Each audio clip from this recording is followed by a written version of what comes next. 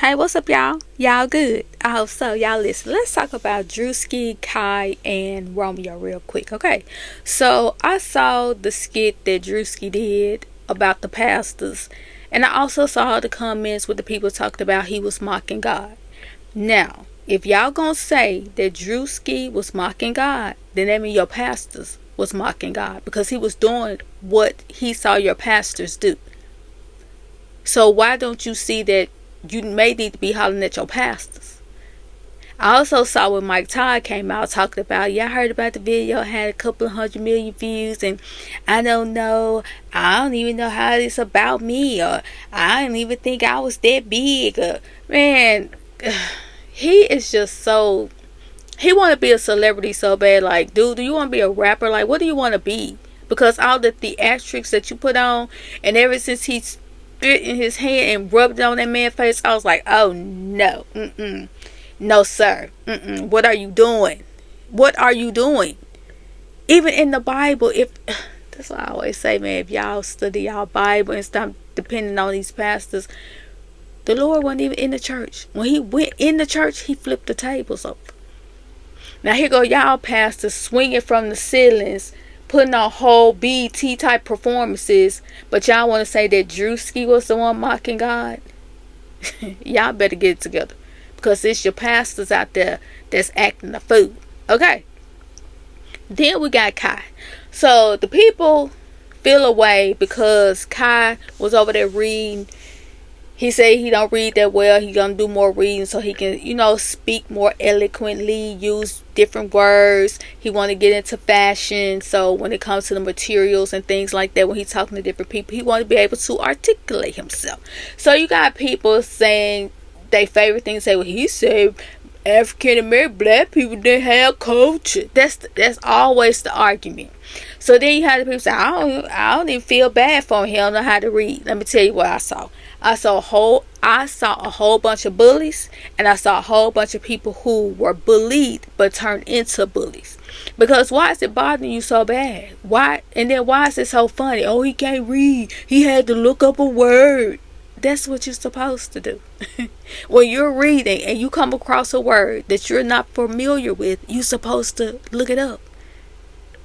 See, when we went to school, we ain't had the little button that you could push for them to pronounce, baby. You had to break that word down in the syllables, baby, and sound that thing out. That's what you had to do. So you have little nephew, he went to public school. Little cuz, go to charter school. The kid went to private school. In the public school, I saw that they don't really do too much when it comes to spelling and vocabulary. The charter school, they get a little sprinkle here and there. Private school, oh, you gonna get that packet. The only times they really didn't get a packet would be like Thanksgiving and Christmas. But any other time, you're going to get that packet. You're going to get summer work. You're going to have vocabulary all the way up to 12th grade. You're going to have your words that you're going to have to write down. You got to take a pop quiz. You got to have a physical dictionary, a physical thesaurus. You have to use the word throughout the week so that you can get points. Oh, you're going to do that. When we were growing up, you had to write it out. You're going to write that word down. You're going to look it up. You're going to write a sentence. You're going to try to use it. And the way we were taught is when you see a word, you write it down, write the definition, make a sentence out of it, but also go back and change the word and use the definition. So Kai was reading from Atomic Habits. So the part of the book he was reading, it says, despite their efficiency, some people still wonder about the benefits of habits. The argument goes like this: will habits make my life dull? I don't want to pigeonhole myself into a lifestyle I don't enjoy. Doesn't so much routine take away the vibrancy and spontaneity of life? Hardly. Such questions set up a false dichotomy. They make you think that you have to choose between building habits and attaining freedom. In reality, the two complement each other. Habits do not restrict freedom, they create it. So the two words that he got stuck on were spontaneity and dichotomy. So instead of reading such questions set up a false dichotomy, it would be such questions set up a false choice between two opposing options that make you think that you have to choose between building habits and attaining freedom. So if he was to go back and do that, that'll also allow him to build his comprehension skills, because the definition aligned directly and perfectly with the next sentence that stated the two opposing options, which were building habits and attaining freedom. So the next thing he should do is write the word, write the definition, because that's going to help him work on his encoding. Write it out, sound it out while you're writing it. And that's going to help him process the info. He'll be using his visual processing skills, create muscle memory, building his cognitive skills. And writing helps with reading fluency because it activates different areas of the brain. And when he looked up spontaneity, it gave the condition of being spontaneous. Well, if you don't know what spontaneity is and you don't know the definition, then 9 times out of 10 you don't know what spontaneous is by definition. And I ain't talking about what other people feel like spontaneous is. So he should have also looked up what spontaneous was. So I don't see a problem with it. It don't matter. Some people say he's 24. He should. That don't matter, because you can read a book right now and come across a word that you ain't never seen before in your life. And you would need to look it up. Because context clues only do so much.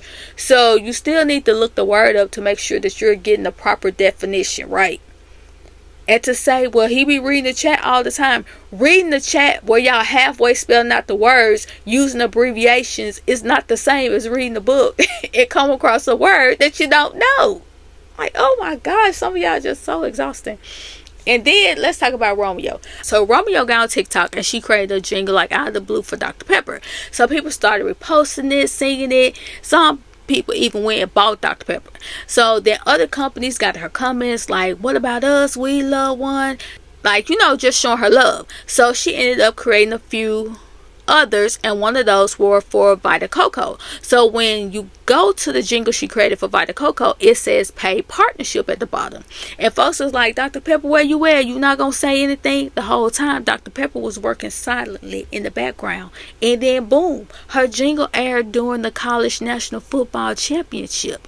And that says to me that she had lawyers and everything and told, hopefully, to make sure the deal was real and right. And the cherry on top is the fact that Vita Coco is distributed by Dr. Pepper, which means she got paid. You got paid for your paid partnership and possibly got paid for that jingle that was on that commercial. And I took 3 things away from it. 1, just post. Just be you and post. If it's for me, it's for me. 2, somebody's always watching, and you will be surprised who will root for you and show up for you. And 3, everything doesn't have to be loud. Sometimes you got to pop out and show them what you about, you know what I'm saying, and what you bring to the table. Like Dr. Pepper wasn't loud. They didn't let hate or the mean comments get to them. They did their thing on the back end and then popped out with a commercial using Romeo's jingle. They put a tag on and everything. And Romeo didn't say anything either. Folks was telling her that they saw it and she was like, y'all did tag me in it. So, yeah. So the year of 2026, baby, post it. It's the year of 10, a transformation year, a year of manifesting, new beginnings. Say those things that are not as though they are. Look, your gift will make room for you and bring you in front of kings, baby. Just keep showing up. And that's all I got to say about Druski, Kai, and Romeo. Y'all get down in the comments and let me know what you think, and I'll talk to y'all later.